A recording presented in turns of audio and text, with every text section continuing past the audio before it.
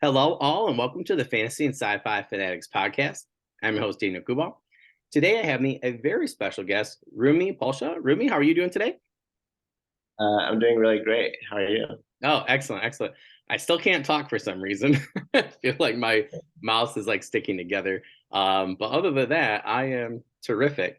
I'm so glad that you were able to respond to the post and the group that I believe Joseph Schiller posted. So I got you and three other people from that. I think it was four people from that one post. So I was really happy to get you on. We definitely needed some variety for season two, and I feel like your book was perfect for that. So really anxious to pick your brain and kind of get started here. But thank you again for Yeah, coming. I really appreciate it. sounds great. Happy Thanksgiving. Oh yeah, thank you. Oh yeah, I definitely had way too much pie, and I think that's why I've been so tired today. I just was like, I had like half a turkey, I think. I probably should have, but I tell you, my brother-in-law, he just cooks the best bird. I mean, they raise their own, and I mean, he did that thing perfectly. I don't think I've ever eaten more turkey in any one day, and it really does make you tired. So, and then the pie today left over didn't help, but yeah, it was awesome. We'll go right in with that first question there, Ruby. What has your writing journey been like up until this point? So I have always been kind of had a strong passion and interest in writing since I was young. So when I was a teenager, I used to write plays, Oh, that's cool. and I had my friends act them out. And I also did lots of like journal writing. And I was in essay competitions Oh, wow. yeah, and I just always kind of wrote as like a hobby. And then when I went to college, I just did it as a hobby. And I tried writing books, but I never actually finished a project. I never actually completed a book or a project. So it's kind of like a struggle. It's like I had all these amazing ideas and Yeah, yeah. wanted to write, I never finished. But then finally, actually, when COVID happened during the quarantine, I was stuck for 14 days by myself in a room. Oh, wow. And that really kind of like forced me to like Yeah, complete a yeah. project. I had no one else to talk to. I was just like stuck in a room because of the quarantine, and I just had to write. And that actually helped me launch my first book. Oh, that's And awesome. yeah, It's funny because like there are so many people in the audience right now. If they've been listening, they're like, "Man, Dan found another one of them for like the 2020 books," and we call them that, like the COVID books or the quarantine books. Like, and it's just that's I mean, I was really bored because I was working DoorDash and I was working for another company, and like there was nothing to do, And my wife, she's like, "You have like 8 books here that you've started and haven't finished," and I'm like, "I know," and she's like, "I don't know. I think like." With everything going on, I was just like, that just needs to be something to happen. So people know it's gonna be like, there's another one now. So yeah, I definitely know that feeling. You just think we were all alone with our thoughts, especially if you're in alone for 14 days. I mean, I can't imagine that. I've been alone a few times since then. I got COVID this year. Yeah, like I was like down on my deathbed with a sinus infection. Then I went back to work probably too early, and then got it from somebody. Yeah, so I was here for quite a while, just stirring with my thoughts. So I can only imagine. yeah, yeah. So I was like, okay, I need to write, and now's my perfect opportunity to just like write and complete a book. So, That's so awesome. I was able to do it. Yeah, yeah, that's awesome. Oh, I was gonna ask you, so because I actually wrote a screenplay, that was like the first thing that I ever actually completed. What type of like screenplays did you write in the past? So when I was like younger, the screenplays I wrote were they're kind of like folk tales. Oh, that's cool. Yeah, and they kind of had like a moral to the story, and Oh, that's cool. there is also some kind of like adventure. Mhm. Um, uh, yeah, so kind of like Indiana Jones type Oh, that's screenplays. Yeah. cool. Have you ever thought of, so I'm listening and I gotta plug this amazing, amazing podcast, but when you're saying this, I'm like, oh, it'd be really cool to do it like this. There's this one, and I totally can't find the author right now, but it's called Born to the Blade. I've been listening to it. It's absolutely amazing. But that to me sounds really cool. Have you thought about doing that for like Spotify or anything like that? Like, like in the future to kind of advertise your writing a little bit? Um, doing a screenplay or Yeah, like people, what they do is they just get like a narrator, and then that person does it like an audio book.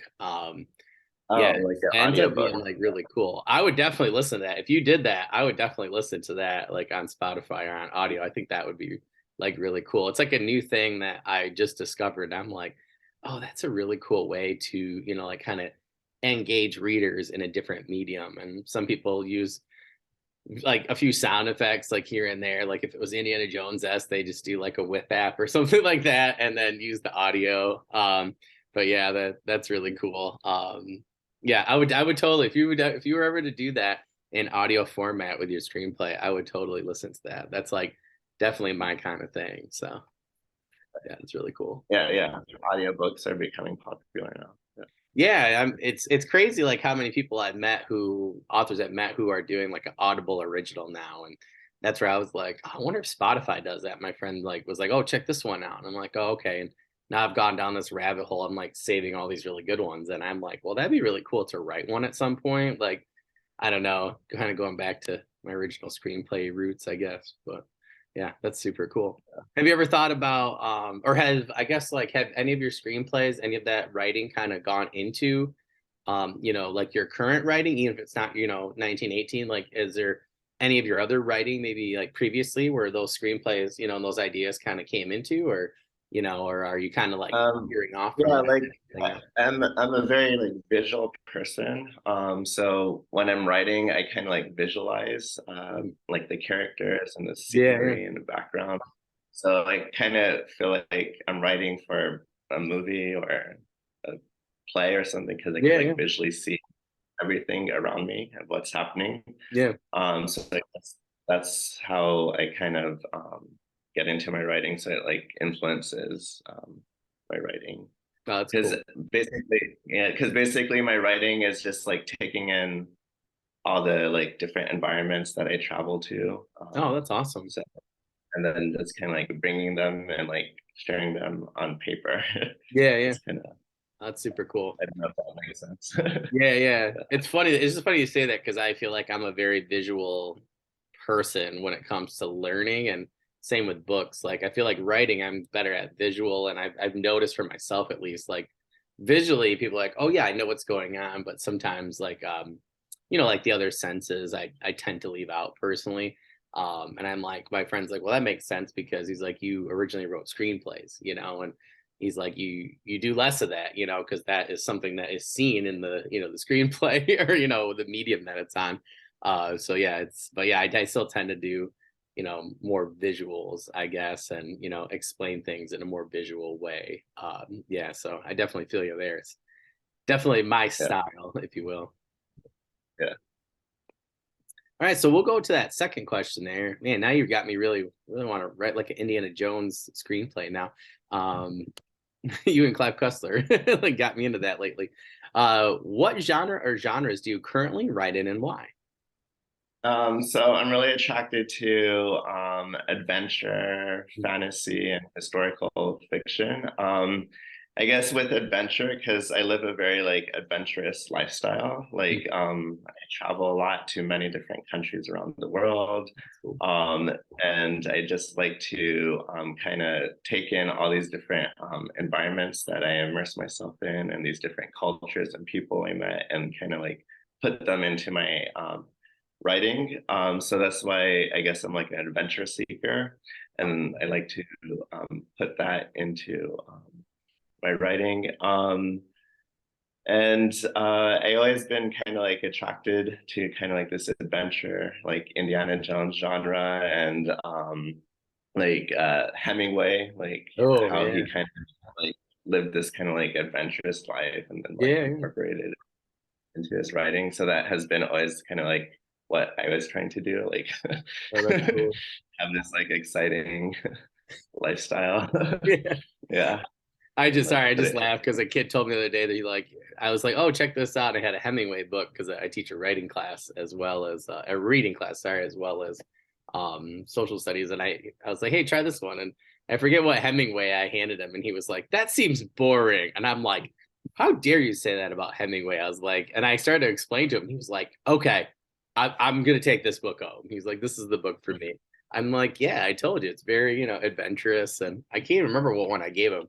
But yeah, I laughed because I was like, pick like one of the most adventurous people of all time to call boring, and I think that that's really a shame. yeah, I know, because yeah, Like it's like really saying like that, like yeah, it's like saying that Teddy Roosevelt was a boring guy. Like it's like yeah, he was all over the place.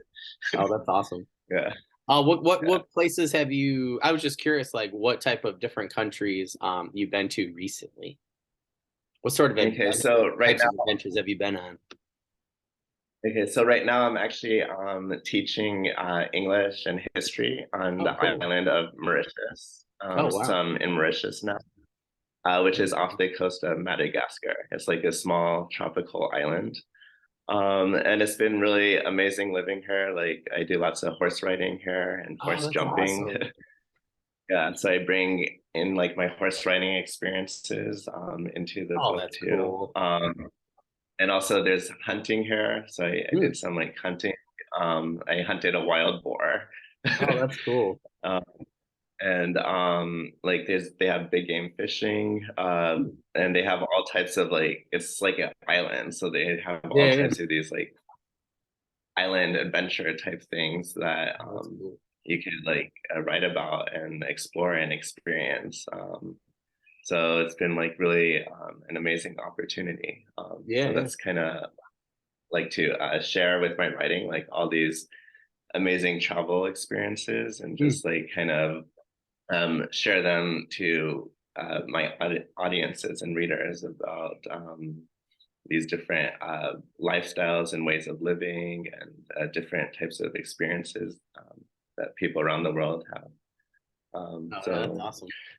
yeah, yeah, but yeah, so I lived in Mauritius and I also lived in Morocco before. Oh, cool. So also another amazing opportunity, and in South Korea. Oh, So cool. I I've lived always there. wanted to go there. I actually took South Korean in college. Big into Taekwondo back in the day, huge into martial arts. So I've always wanted to go. I had friends that Korean language friends through a program that actually lived in on the southern tip. Actually, I think now they've moved. But yeah, that one seemed really cool. I had some friends go there recently after the pandemic. But where did you Yeah, live there? in Seoul. Oh, Yeah, in I was Seoul. Oh, teaching cool. English. I was teaching English in Seoul, and then I got to go to the DMC, the Oh, demilitarized that's zone, like cool. between North Korea and South Korea. So Yeah, it yeah. was like it's like We're a like the tourist same attraction. person. That's funny. We're the same person. I just haven't been there. I have my Korean language friend who was their brother and sister. The brother actually worked on the DMZ zone. Told me some crazy stories. I mean, he had a guy like two guys. One got like shot, and then the other one actually like made it, and he actually like helped him like cross the zone. He was like, like they're not supposed to cross, but he's like reaching out, and then they're like firing, and like yeah, it was like really crazy. But oh, that's really Yeah, interesting. Oh, that's cool. yeah, I've always wanted to go to Seoul. That's really awesome. Totally yeah. blanking on what they were from, like a tiny village. I'm like totally blanking. I remember it's like the very southern tip of South Korea. Korea. Was Totally blanking on. Busan or something? Yeah, I think it was Busan. Busan. It was like a hamlet outside there, and I can't remember what it was called, but I think Busan was like the closest actual, like place where you could find like better transportation and then, get there, get somewhere else like, some of the bigger cities. But yeah, that's super cool. What is your favorite place that you have traveled to so far? It's like I like all the places I've been to That's because fair. they all offer Anywhere other than where you're from, right? I totally understand. yeah, like because they all offer something like different and unique, and they all have like a different type of sensation with an experience. So Yeah, it's yeah. hard to say like this is my favorite place because like it's like every time you go to a new place, it's like like when you're writing a book, I feel like you're entering a new chapter of your life, because it's like Yeah. then you're like a new story for yourself, like a new Yeah. experience, a new setting, new people, new languages. It's like every time you move to a new country, it's always like another chapter in your book. Like you're Yeah. Yeah. starting like a fresh. It's like you're seeing like this new country from completely new eyes again. Oh, that's Because cool. it's like you're experiencing something Yeah. totally new and different. Yeah. Especially if you're writing adventure, right? Like it literally is a new chapter in your book every time. Yeah. That's super Yeah. cool. Yeah. That's Yeah. awesome. So yeah. So I always like was always attracted to having this kind of adventurous lifestyle, because when I was young, I used to read like lots of like Hardy Boys, Mhm. Indiana Jones, C.S. Lewis, James Bond, and I was like, that's kind of like what I want to do with my life, like Yeah, have yeah, this like adventurous life, and then so now I finally was able to figure out how to get that, and now I want to write about it. Yeah. yeah, yeah, yeah. Well, that's funny. See, I was always the opposite. I always wanted to stay like pretty close to my hometown. And then once I actually almost moved to Seoul to teach English.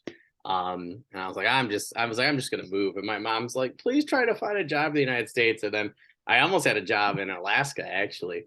And then I almost had a job. I did have a job, but I didn't take it in Charlotte, North Carolina.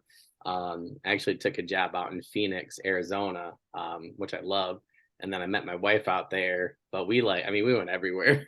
Like there were a few places out there that we did not go to when we were out there. We were only out there for together for about a year, and then we moved back this way. But yeah, people are always like, we're having the baby. They're like, oh, you're gonna be okay. I'm like, yeah, we like planned it out. I'm like, we traveled the last 6 years all over the United States for a reason because we knew we were going to be around this time, like trying to have a family and stuff. So, yeah, we were just talking about it yesterday. She's like, "Oh, I'm like ready to travel again." I'm like, "The baby's coming in like 6 weeks." I'm like, "I don't know what to tell you." Like, she's like, "As soon as we have the time," I'm like, "Okay." I'm like, "In the next 19 years." Like, yeah, but yeah, I do miss it though. Like, we just got back recently, this summer from a few places, and it's funny because I never thought younger I'd get the bug, but now that like I'm used to traveling, like her and I've been picking, I think we're trying to figure out how to go to like Portland, but then somehow 13 hours away hit Seattle at the same time. But like we would like to Yeah. go,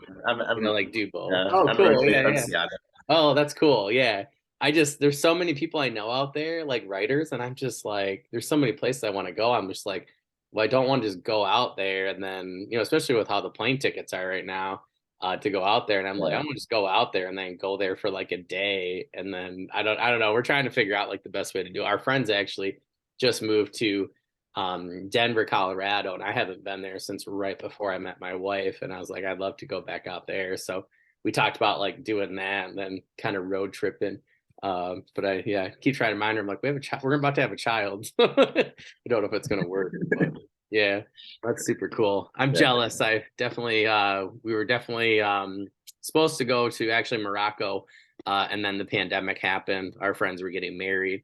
And then I Oh think yeah. we switched to Spain or something like that. And then it didn't get much better like last year. Like things were still crazy and stuff. But yeah, I've been Yeah. out of the country yet, except for Canada, and I'm like chomping at the bit. So one of these days, I have to meet you in like Morocco or something, somewhere or Yeah. somewhere new. Would be cool. But yeah, well, that's awesome. I could Yeah, like definitely when see the where you go. pandemic came, I was like kind of like stuck on the island. Yeah, And yeah, I was yeah. like, that's fun. I'm stuck on a tropical island. That's Darn it. nothing. I My was friend was like like, literally, I remember where my friend was at. He was like literally stuck somewhere. And it was like, I think that was the winter here where it was pretty much winter till like the middle of April. But yeah, wherever he was, it was like they literally had snow, like really bad snow, like May 15th. And yeah, he's like, I've been yeah, stuck in here for like 2 weeks. It's like summer's around the yeah, corner. Oh, that's funny. Yeah, definitely Yeah, much better circumstance being on an island. Yeah. yeah, just being like stuck here, and Yeah, like that's there was awesome. like no flights, you can't leave, you're just like stuck on an island. Definitely helps with the writing then, right? Like Yeah, there's like lots to write about. That's yeah, that's kind of like how I was able to like just focus like during the quarantine because I couldn't yeah, like leave. yeah, yeah. It's just like Oh, that's yeah, yeah. yeah, That's cool. Well, that's like what Bengali used to do. Like he used to just like go, and Will White did the same things before the pandemic. Like they would just go on a cheap cruise and then they would just go for like a week. I think they just do like the Will White used to do like the 10-day cruise. And then yeah, he would just do that, and he didn't know anybody. And he's like, you can't go anywhere other than, on the boat. And he's like, after day two, you're kind of bored, So he's like, I just kind of found different places to write. And he's like, nobody bugged me because I didn't go with anybody and nobody knew me. So I was like, oh, it's like a very yeah, adventurous way to write your book. But I feel like yeah, a tropical island would be a really cool way too. So you and Will White and Bengali are all on the same level with that. So I feel like you're in really good company. Okay, yeah. so my favorite question to ask people is about their work. So I guess I should have asked you this before we got started. But how am I saying your book here? Is it Noche Boy 1918? Nechove, Ooh, Noche. 1918. Oh, cool. Yeah. So Nechove is actually a Czech word. It means purple. Oh, that's cool. Um, My half my family's Czechoslovakian. That's pretty cool. oh, I lived in Czech Republic. Yeah. Oh, that's cool. Definitely a place I I would taught. love to visit. Yeah. I was living there for 3 years. I was teaching there. Oh, cool. Where at? Actually, I was teaching in a small village in a small town. It was near České Budovice. It's in the south. Okay, yeah, It's yeah. like two My family's hours. from Two further hours. north. Okay. Yeah, it's 2 hours up of Prague. It was like Oh, in a cool. small Czech town. I was teaching at a boarding school, Oh, okay. um, in like a small town, and I was living with my students, so it's kind of weird. But I try to I avoid had mine like at all costs, so I get yeah, you. I had like dorm parent duties and stuff. But yeah, but it was an interesting experience, neat experience, Oh, like that's really cool. in Czech in the small town, and then learning about like the Czech history and culture and stuff. Yeah. Oh, man, that's really neat. Well, that's awesome. Well, so what is your book about? So when you sent me this idea, I was reading, I was like, okay, I'm like going. And then once I got to like the fourth sentence, I was like, okay, now I'm sold. And then I kind of kept going. I was like, yeah, yeah. I was like, this is definitely the right spot for, Rumi and his book. So I was just curious what your book was about for the audience, but more importantly for me, how did you come up with this idea? So basically, I got inspired with all my traveling experiences and horse riding experiences. Mhm. And I decided I wanted to set a book in World War I, set during World War I, because I like history, and I haven't really lots of the history books I read, they're always kind of like set in World War II. Yeah, like almost So I exclusively. just thought, Yeah. so I was like, I'll try exploring a different genre, and usually the World War I and World War II books are always set like in Europe, and I was like, okay, well, it's a world war, so why Yeah. don't we explore World War I in Africa too? Oh, that's So I yeah, so I thought, okay, so I'm gonna set this book in Europe and Africa. Um, and basically, the story, it follows Monaco. He's like a 19-year-old stable boy, and he is orphaned in the Austrian-Hungarian Empire, mm, and he's trying to uncover like the mystery surrounding his parents' death, and because the only thing he has of his parents is his mother's compass and his father's journal, so it's kind of like this that's cool. like kind of like Tomb Raider, like Indiana Jones, like historical fiction. So with these like two artifacts, so he's stuck on like a stable because he's a stable boy. He wants to go fight in the war, but then he's actually living with, our Franz Ferdinand, like Archduke Franz Ferdinand, who just got assassinated. So he's living with his son, and he's like kind of like protecting the son, but then the son gets injured and then he gets taken to a different hospital. Then finally he goes out to fight in the war, and he's like fighting, and but then he realizes that the war is never ending and it's ongoing. So then he's like, okay, I'm just gonna go to Africa and find out the mystery surrounding my parents, because his mom is from the island of Seychelles Mm. and his dad is from Slovakia. And then he knows that his dad died on a hunting trip in like German East Africa. And then he's not really sure if his mom's still alive or dead. And he's just like, now he's like, okay, there's a war going on. And he's ready to just like escape and go to find out more about his parents and his legacy with the journal and the compass. So then he goes through Italy. He takes a motorcycle, goes through Italy, and then takes a ferry from Italy to Malta, then Malta to Tunisia. So during all this time, I'm like, these are all places that I traveled to. So I Oh, was that's trying cool. to incorporate some of these like environments and different cultures and people that I met along the way, and like embody it through That's his awesome. experience. But then I'm putting it in a World War I setting, so historical. So I had to do like some outside research too to Mm. figure out, okay, so what type of battles were in Tunisia during World War I or Sudan and stuff. And then I incorporated that because I want to like make history like exciting and adventurous. Because Which is what Indiana I always, Jones did. Yeah. yeah, yeah, because that's kind of like how I became a history teacher, like through Yeah, yeah, those yeah. books. Like, yeah, because it made it like interesting to me, and that's Yeah. kind of what I was trying to do in my books, like bring history alive in an adventurous way. And yeah, so then eventually, so Monaco then eventually goes to Tunisia, and then he gets involved with a nomadic group, and then because he was working on a stable, so he's a strong horseman.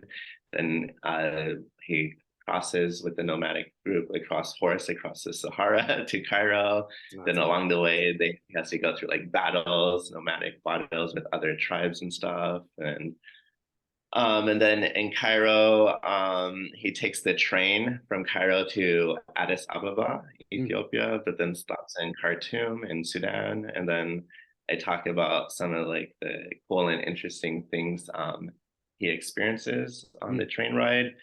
And then in Addis Ababa, he meets this mysterious girl, Allegra.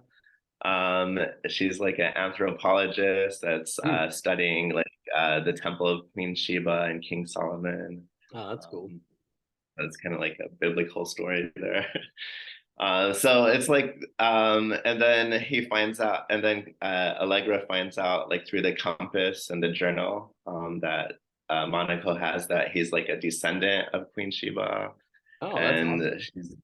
and then she's like, oh, like, and creates like a puzzle and clues to find the temple, and was like, oh, there's another temple in Seychelles. I'll help you get to Seychelles. I have contacts. We could get a charter flight from Addis Ababa to Seychelles. Because I was like, at this time, I'm like, how am I gonna make this character go all the way from Europe Been to there. Seychelles during World War I? So then luckily he meets this like anthropologist girl, and then he starts like, getting attracted to her, and they start developing chemistry. And then when they're in Seychelles, she has a friend, Dominic, that helps them also a lot, but then Monaco gets jealous over Dominic because Mm. he thinks that they have history. But then I did kind of like a plot twist, like in Star Wars, like Dominic ends up to be like her brother. Mm. So, Oh, nice. so, but he doesn't find out till the end. And then, That's awesome. yeah, and then later it gets even more complicated because we realize the reason his parents died was because um Project Nachobe is like a secret Soviet operation where they're developing the atomic bomb on the Seychelles. And so then because his parents were trying to stop this project from happening, and then like the General Dmitri like killed his parents, and then now he wants to get revenge on General Dmitri. But then there's also this side story with Allegra trying to find the temple, like this mystery temple of Queen Sheba, and then eventually she does find it, and then finds King Solomon's sword, and then eventually Monaco uses King Solomon's sword to battle against the Soviet general, Oh, that's and dope. yeah, so it becomes like so Cool. complicated, like mixing all this history.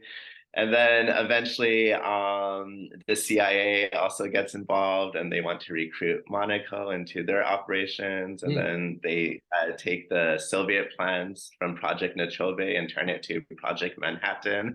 Oh, And then that's it cool. sets the scene. Then it sets the scene up for a sequel, like leading to the Cold War. Oh, that's Um, really cool. yeah.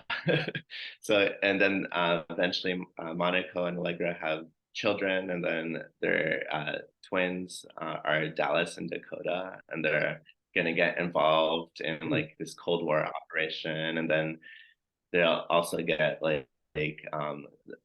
Dimitri's son Vasily wants revenge for them killing Oh, that's their awesome. father, and then it's gonna get even. So now working on the sequel too, it's going to get even more complicated. Oh, that's So awesome. Cool. it's kind of like going all over the place. It's like adventure, history, and then I guess some sci-fi with the bomb and fantasy. Yeah, yeah. So yeah, Well, um, we're really yeah. thrilled on here to always try to make up new genres um, for people. So I have to think on it. I came up for myself like historical urban fantasy because I have some urban Okay. fantasy, but I mean, I teach history and I'm like, oh, I like these things. So I'm like, oh, okay, I'm gonna, do an urban fantasy, but set it back in time. So it's like, well, historical urban fantasy, and it's funny. I just had so many people on recently that are just like, yeah, kind of like the Golden Compass. I'm not really in, one particular genre, but I think that that's really like the future, though. I mean, I when I'm looking at my favorite, like fantasies or even sci-fi's, I mean, I think you look at Alien. Alien was sci-fi but horror, at the same time, and did both really well at the same time. So it's like I think you could really, make a case that that movie could go into either genre.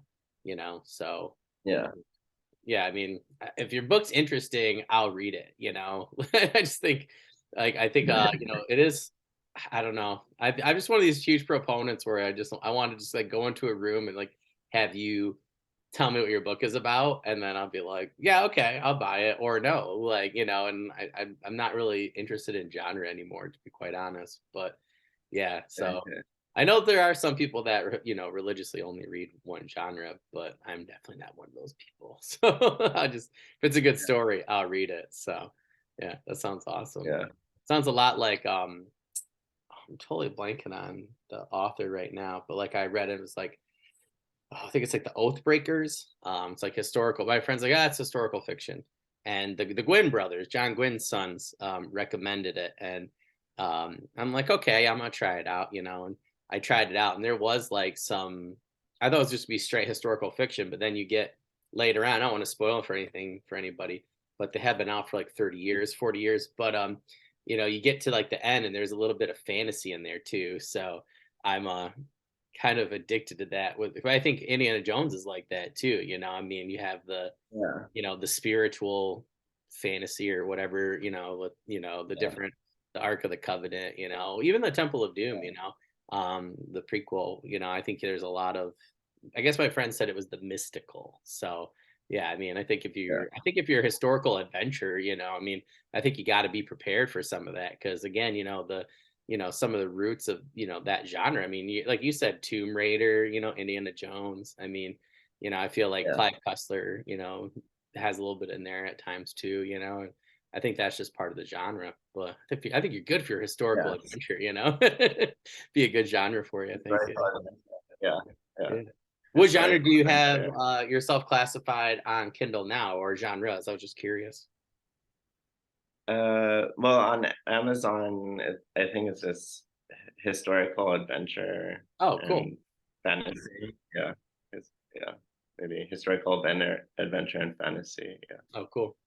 I always wonder that because they don't have historical urban fantasy, so I might have to. Somebody the other day, I totally blanked. I had an author on. They're like, "Yeah, I want to create my own genre," and they did it really well. But I'm totally blanking. It was a different type of sci-fi, and they're like, "Yeah, they don't do this." I'm like, that seems like a very. It'd be like if there was no historical adventure. I'm like, why would you not have that as a genre? Like that to me seems like it would be a genre. And I told him I was like, you should complain all the way to like the top of KDB and try and get them to change it. But yeah, yeah, that's really interesting. Well, that sounds really cool. I liked your cover too. The purple looked really good. So yeah. um, Because it's purple. Because the Nochobe is like means purple, and then like it's the oh, that's purple cool. army. It's instead of the red army, purple army. It's like a Oh, that's secret. cool. Oh, I like that. Oh, that's super cool. I like when there, especially when people do historical things when there's like significance. I got a story right now, and um, I'm got like a sun goddess and a priestess, like a warrior priestess cult, I guess. And I was like, oh, what's the city gonna be? And I was like, duh, Basque. And I just added an E to the end. So I got all these, and like the goddess's name is Sol. So I got all these like sun things in there. So I was like, we'll see who, if the readers are paying attention, you know. But oh, that's really cool. If you're hitting the historical crowd, I feel like that's definitely the route to go too, you know, because you're almost like self-advertising there, you know. So if somebody knows, anything about that area or time period, I feel like you would hit them right off the bat with something interesting, just from your cover. So I think that personally is really good advertising for you, self-advertising there for your genre. So I think that's really smart. All right. So what do you think makes your book stand out in this historical adventure genre? Other than your dope Um, cover. the other than the purple cover.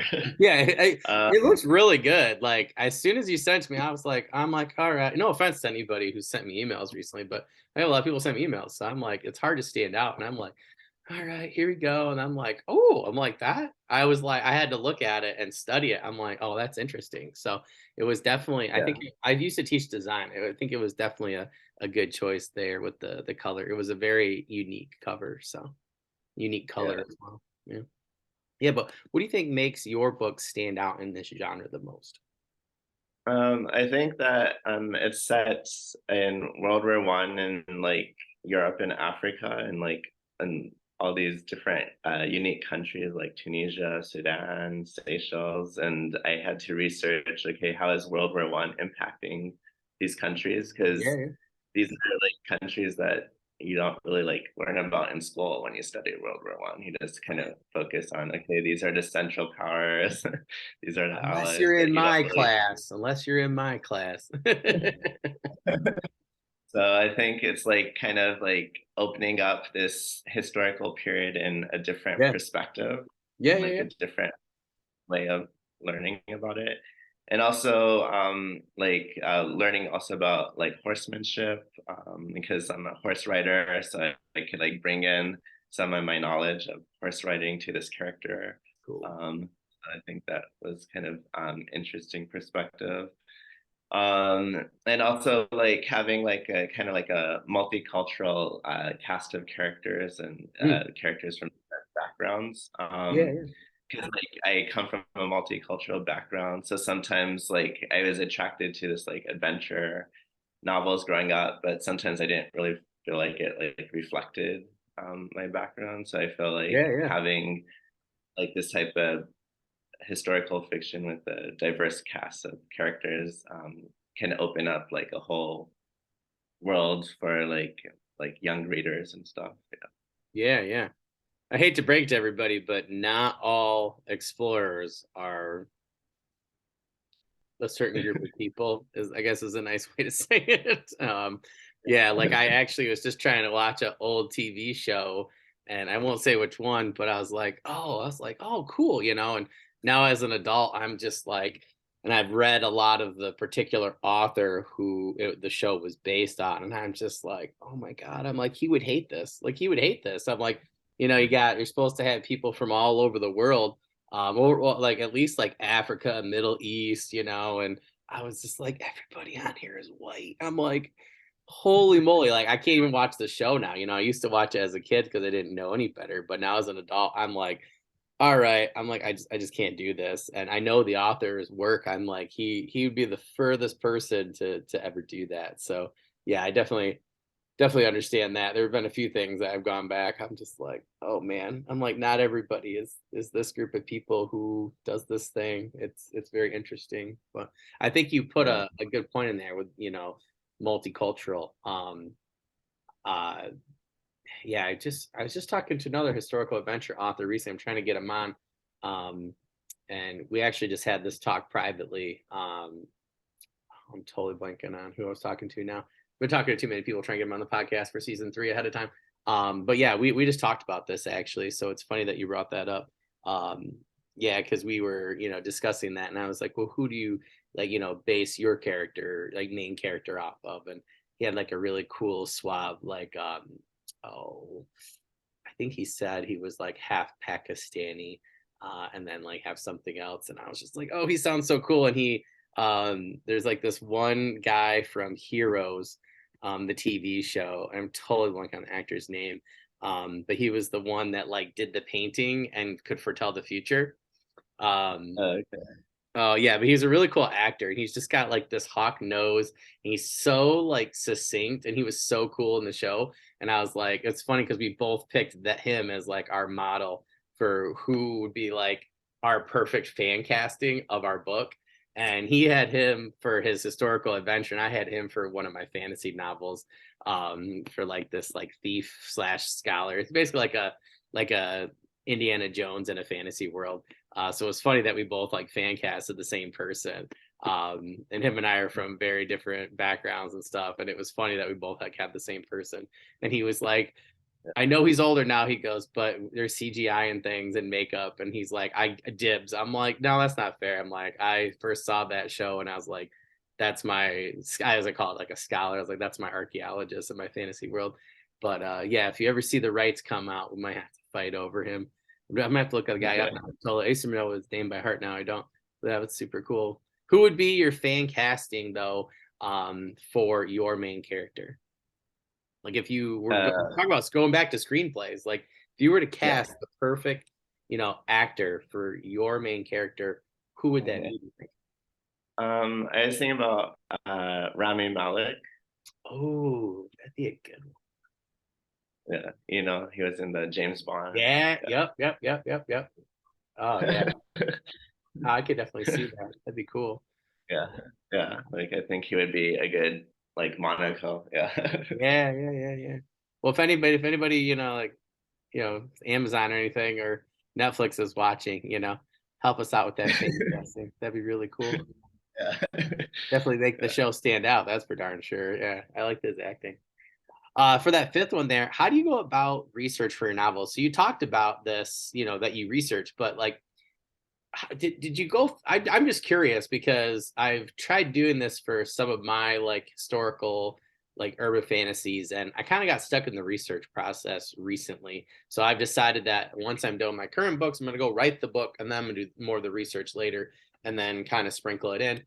So I don't keep stopping myself. But I'm just curious, like, there's a lot there, for World War One, and particularly the places, that you have been to and wrote in your books in your book. So, where exactly did you start? Did you try to map out the different countries first? I was just curious at what sort of process you did in terms of your research. Yeah, so basically, like every time I travel or explore a new place, I always like just write in a journal. Like Hmm. I might just sit for like an hour in the park or at a roadside cafe, and I'll just start writing everything that's happening around me, Hmm. as try describing the buildings, the places, the people. I'll just start journaling, and then I also like, like go to like the local museums and learn about the history of that place, like through like the different archaeological sites too. And then I kind of just like kind of had all these notes and scraps of journals, and I kind of just like combined all this like information into my book. um, that's pretty much. But then if I wanted to find like a specific date, like okay, this battle happened in 19 like 1919 on August whatever, then I would like go to like Britannica or like History Channel or Yeah. National Geographic, just to get like more specific information about that So you're doing battle. the fun way. You're going to the places and actually going to the Yeah. museums, seeing the artifacts. Got it. I'm gonna Yeah. go tell my wife that I gotta go to the UK right now and do all my research.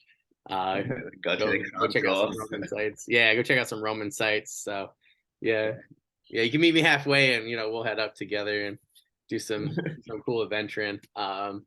Yeah, she'd probably kill me right now, but yeah, that sounds awesome. Talk about a great way. But I think you make a really good point though, particularly with the journaling, which I had not considered before. So I really think I need to consider that.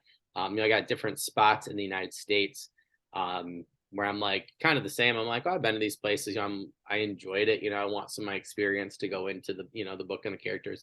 Um, but I have not done that. So I think that in the future, that's what I'm going to try. Particularly for some of the places that I really enjoyed and really want to put in the books, because you're capturing the moment there, right? It's almost like a snapshot of your experiences, not just pictures, Yeah. emotions and things you've Yeah, written you're down. kind of like, yeah, you're like creating your visual experience and environment and Yeah, expressing it in language. Yeah. which makes sense if you're an It's like, author. Yeah, yeah. yeah, yeah. I don't know why.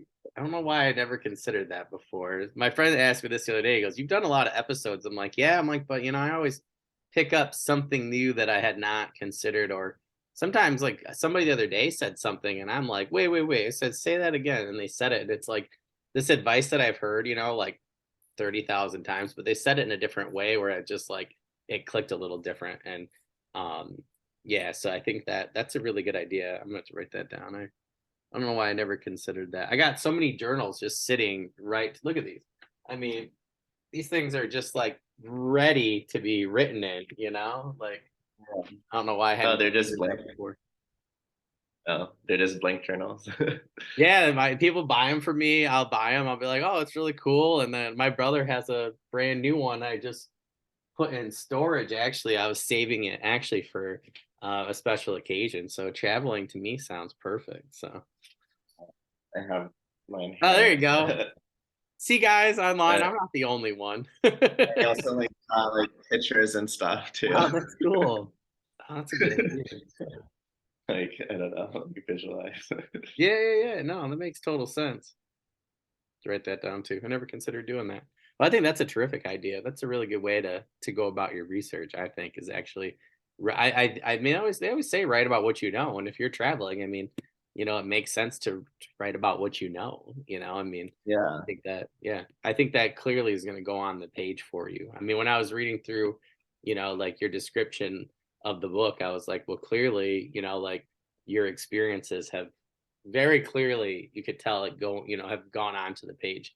And I feel like if you've done that for a synopsis, it really made me more interested in reading your book, because I'm like, if it's bleeding through the synopsis, it's going to definitely be bleeding through the writing. And I feel like it's really what people come for is your experiences brought through in your writing, because they want those experiences too. And um like that's where I particularly go for historical adventure. There's a lot of times, I don't know, I feel like you can really feel it, if somebody's been to a place versus somebody that's just writing about it on Google or something like that. So I think Yeah. that's a really good way to do it. So we'll go with that sixth one there. What is one writing tool you currently use that you cannot live without? And then what is one you want to try in the future? Well, I guess the writing tool is my journal.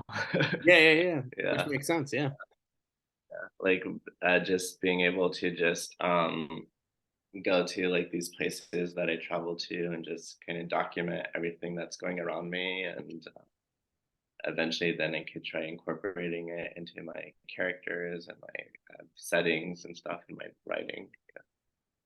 Delta Um, and like all these airlines are gonna get this like as this episode comes out, they're gonna get like this huge shoot up, and like writers are gonna be like, "Hey, honey, I gotta go. I gotta go and go to these places so I can write." So we'll try and get you go right. some sky miles, or some. So Rumi wants monetary compensation, guys, so that he can travel, and he'll take the sky miles too, so he can travel. So I'll be your Yeah, lawyer on and I'll write about it. exactly, yeah, yeah, and then it could be part of like their advertising campaign. Like that would actually be really cool.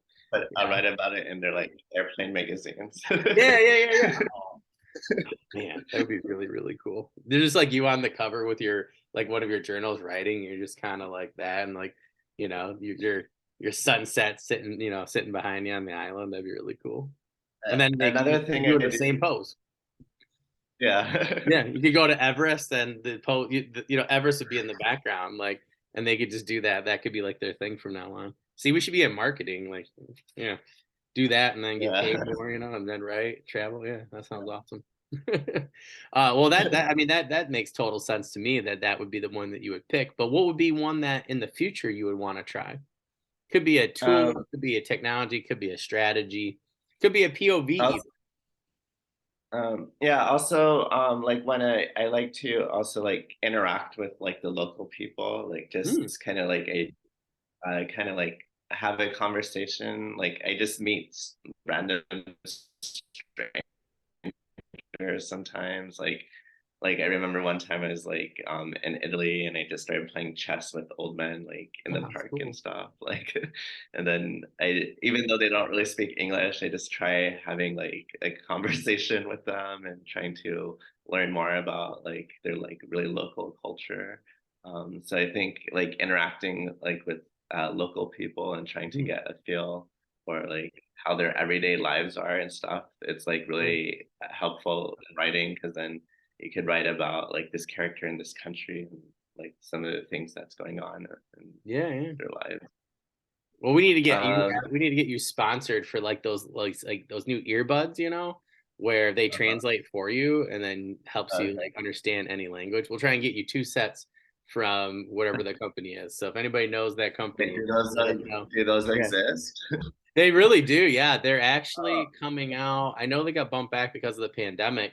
Um, but yeah, I think they were supposed to come out 2023. I think I heard recently that they're 2024 now. They're having some issue with the compatibility. That's what my friend said when he sent me the article with the okay. different phone compatibility. But I thought, Oh, how cool would that be? Like they talked about using them for airlines, for doctors, Doctors Without Borders, I think, was going to be one of the first places that, yeah. yeah, that they were going to try them. The Red Cross was like another one. I thought like there's an invention like the car, that could really be used to help humanity, like, and there's so many different situations. I'm like, I like imagine teaching, right? And you could literally understand a student and then just instantly they'd be able to understand you. Like how much better. When I taught in Phoenix, I was like, oh my gosh, like we do not teach, ESL right at all. In this country, let alone like down there. I had my Korean teacher was from South Korea, and she was absolutely amazing, and she really understood how ESL worked, or I guess like KSL, like vice versa, teaching Korean. But I can only imagine how much easier and better I would have done on my quizzes, if I had had those and been able to practice. But yeah, they're super cool. Yeah. A little bit of Yeah. sci-fi technology coming in the real world. Yeah. Yeah, so that would be like, I would totally love to get headphones like that, and just then like I could just hear everything and understand everything that's going around Yeah, me. yeah, yeah. Then you'd be able to talk to anybody, like literally. Yeah, Yeah. yeah, Like you could just go somewhere, put on that's the language, and you'd be able to interview yeah, like anybody you wanted. yeah. And then also then with my students, then I could hear them like talking about me, because like now some of my students are, they're talking in French, and then sometimes I don't understand what they're saying about me.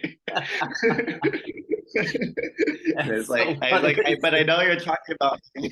Yeah, yeah, yeah, yeah. I had kids that used to do that, and like I literally wrote down for 3 weeks straight this one girl, because I'm not very good at Portuguese, but I'm pretty good at Spanish. Like I'm decent, and my wife was like, "Watch out for all these terms," because she's like really good. She pretends like she's not, but she's really good. She's just too humble, and I literally she taught me all these things. I had such a long list of things this girl said about me, and her like abuela came and I'm like, here you go, and she was so mad. I mean, that girl had to have been grounded for like the rest of the year. And she's like, I didn't say that. I'm like, no, I'm like, I literally wrote down what you were saying like every day. Yeah, it was really funny.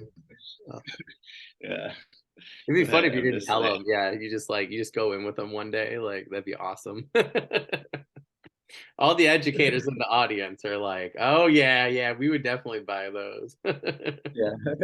You probably never take them off, right? Like that'd probably be the problem. Like you have to leave them in all the Yeah. time or whatever. Yeah. That's awesome. Well, yeah, that I think that'd be a really cool one. If you could meet Yeah. one of your characters, who would it be and why? If I could meet. Yeah, any of your characters, who would it be and why? Well, definitely Monaco. He's the protagonist of the story, and he just has this. He goes from like this stable boy to this like warrior prince. Like That's he awesome. becomes like military prince of this island nation, and like takes down the Soviets. That's so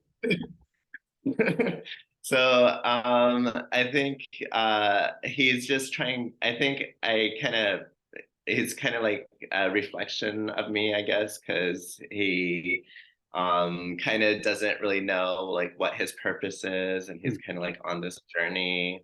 But then he is able to kind of meet like this girl that really like kind of helps push him in the right direction. Allegra, that so he could like maximize his like potential and find his way in the world and like contribute. So I think that's kind of like he's I think I could relate to him in that way. I just haven't found the right girl yet. I might have had some wrong girls, but Been uh, there. take, Yeah, I just talked to one of my athletes about that recently. I coach high school, and she was like, came in at that RSC, and she's like, "I'm just done with men." I was like, "Yeah, me too." She's like looking at me. I was teasing her. I was like, "No," I was like, "I understand." I told her, I was like, I said every single relationship I had up until my wife, I said every woman was the wrong one. I said it only takes the right one. It only takes it one yeah, time. So yeah, it's funny yeah, how you described that too. I was like, oh man, it kind of seems like my situation, like I had to do, yeah, certain things to expand. But yeah, yeah, that's really funny. yeah. Yeah, where he's just always trying to like because I'm always like trying to I'm like a lifelong learner. Like I'm always trying to like expand and learn new skills. Like I'm learning how to play polo now. Oh, So that's it's like awesome. yeah, yeah. So it's like really I always want to like maximize my potential. Yeah, Yeah. yeah, yeah. So But you only get one life. You might as well, yeah, that's what people always ask me, like, why you go so many places? I'm like, why would I not? I'm like, what am I gonna do? Wait till I'm like 70 and then living for a yeah, few more years and then go visit places that I don't even want to go to or can't eat the food. I'm like, I'd rather do it now rather than, later when I yeah. can't. Yeah, Yeah, that makes total this is sense. why, like when I was reading all these adventure books growing up, I was like, yeah, that's what I want that life. I just want to like, seize the moment and just like Yeah. live and try different things, explore the world. Yeah. You need to get one of these like TikTok girls who does the same thing, that way you could just travel from place to place. I had a buddy that did that, and then he like just met some random influencer, and that's like all they do now. They just like go from country to country. I don't remember what they do now. I think they've switched jobs so many times, but that's what he's doing is like writing. So yeah, and Yeah. then she was doing like website design or something. So they just literally he Yeah. like one day did something. I think they were, oh my god, they were somewhere in South America. It was absolutely gorgeous. They're like on a beach, like just hanging out. He's like, I'm doing my writing, and then she was on her laptop doing her website design thing. I was just like, Yeah, oh man, I'm jealous about that. Like, and then here it's like snowing, like yeah. I was a little upset about Like that, but yeah. like yeah, like here I met some like digital nomads here. Like I met this one girl, she was like in Tahiti and Fiji, like going Oh to all wow. these islands around the world. Wow. That's And I was crazy. like, what type of job do you do? And then she's like, oh, I'm in import and export. And I was like, oh, what do you import and export? She's like, just general stuff. It's like, okay. This like, I don't know what type Yeah, of yeah. Doesn't sound like an Allegra to me, but yeah. yeah. She's like, yeah, I just came from Fiji and Tahiti. Wow, that's crazy. Yeah. That's interesting. Everyone has like artistic lives. Yeah, yeah, And yeah, yeah. then and then also I would like to meet Dakota. So like Yeah. Dakota is like their son. And then because then like the last chapter is kind of like fast forward like 26 later. It's like Oh, when cool. World War II breaks out and like the Cold War is starting. So then like their son becomes like a CIA agent. So um I think that would be cool because that was like one career I wanted to do too, like be a Oh, cool. CIA agent. Oh, that's interesting. But yeah.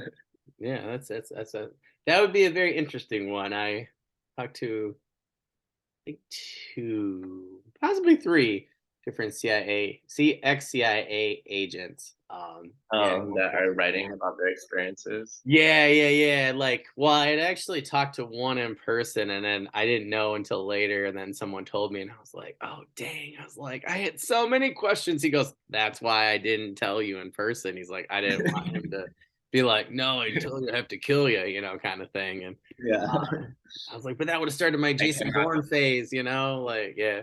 I Yeah, but cannot very, confirm or very deny. interesting. Yeah, yeah.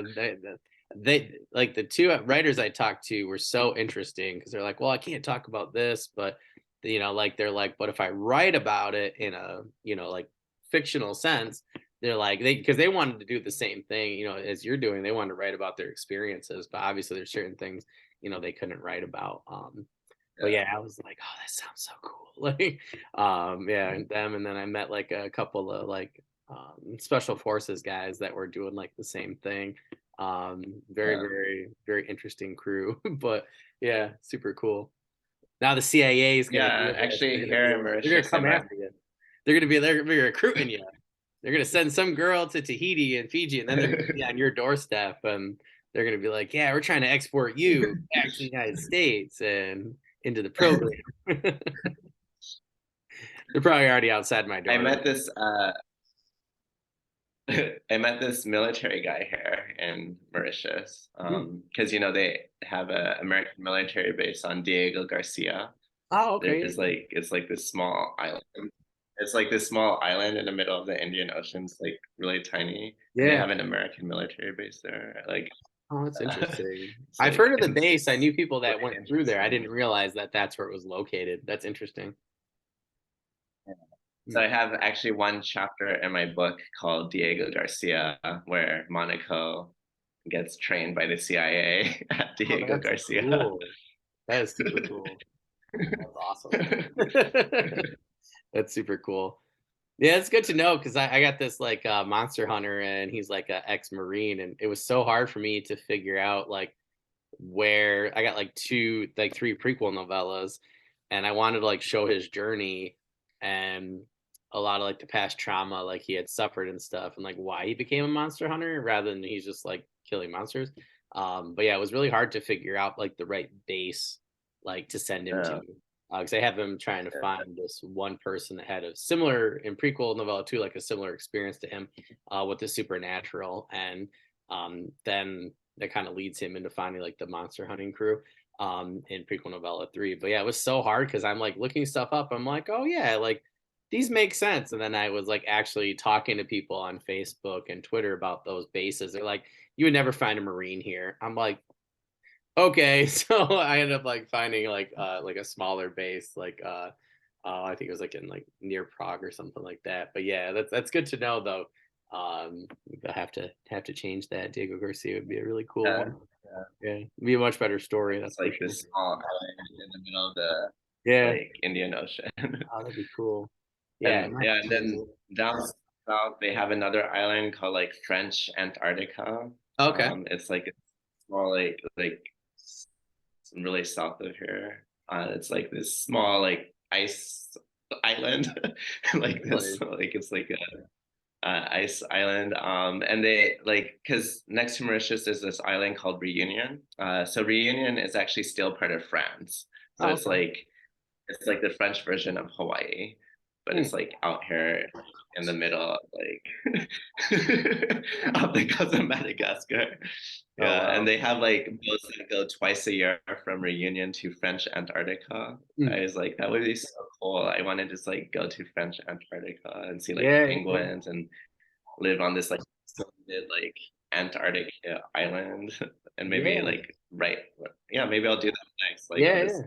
after my teaching assignment here, just take the boat to Oh, that'd French be cool. Antarctica, like stay there for 6 months because the boat only comes every 6 months. So Oh, like wow. once they drop you, you have to stay there 6 months. Wow. And so I just like stay Talk there about and some it's writing like getting done. Yeah.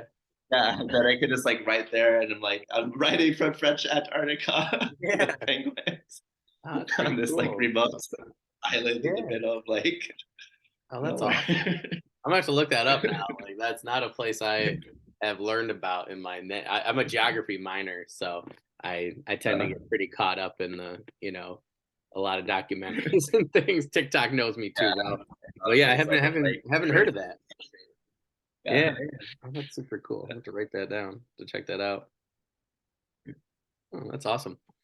So we'll go with that last one there, Rumi. Do you have any news, updates, promos, or current projects you are already working on? Yeah, so as I mentioned earlier, I'm writing the sequel for my book.